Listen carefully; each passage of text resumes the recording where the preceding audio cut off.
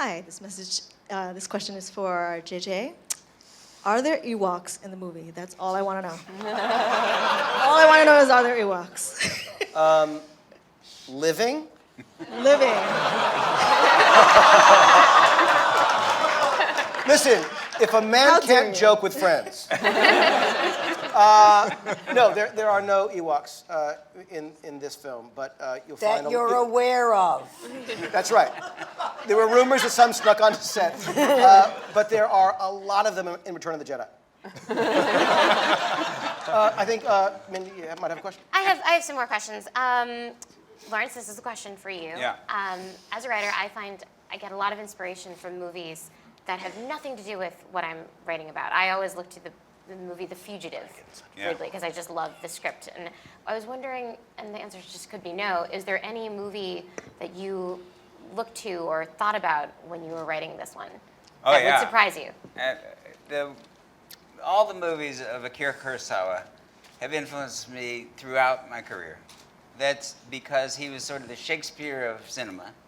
He did comedies, he did action films, he did Shakespearean drama, and all of life is contained in each one of his films. Seven Samurai, maybe the greatest film ever made, is, it's a personal drama, it's an action picture.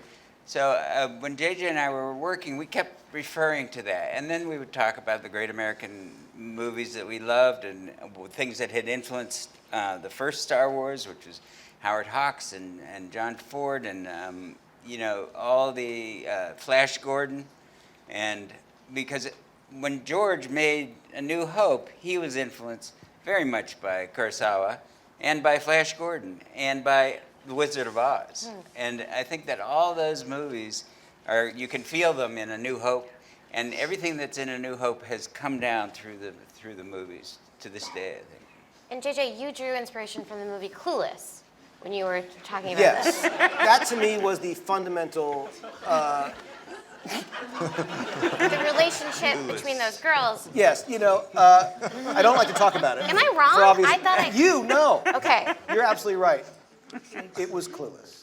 That was the... It was not Clueless. Let's take That's another. a joke. Okay. Question here. Another question. Hi, this question is for Adam. Star Wars has a legacy of really great antagonists. Can you talk about carrying that forward with Kylo Ren? Well, I think a lot of it's not beyond my control, I would say. I feel like I was so aware of the movies, and like my friends' kids now, they don't know anything about, they haven't seen the movies, but are somehow so aware of everything that happens. And I think that's how I was introduced to them, through like the merchandising and the toys and stormtrooper helmets and things like that. And so I feel like we tried to not think about that as much as possible. And then I remember early on we not think of him being bad or evil or a villain, and try to make something that was more three-dimensional, because that to me, when we were talking originally, seemed more dangerous and more unpredictable. Someone who feels morally justified in doing whatever they need to publicly kind of state that what they're doing is right seemed kind of something more active to play than just being evil for the sake of it. That's it's not really fun to play, I guess. Adam, I was going to ask you, you've worked with two of my friends. One of them is Lena Dunham, and one of them is J.J. Abrams. Are they in any way similar?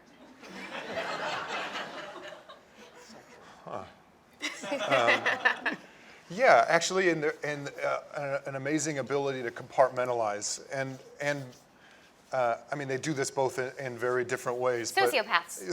So they're both crazy. They're Crazy. both nuts.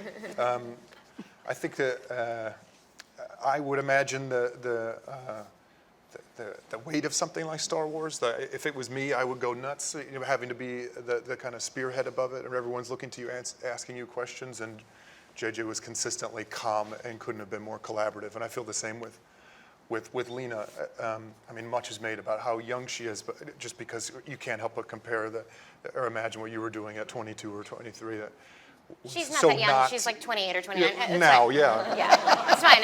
She's like kind of young, time, but not like a wonderkin. She's not like Daisy. It's okay. Yeah. Thank you for answering that.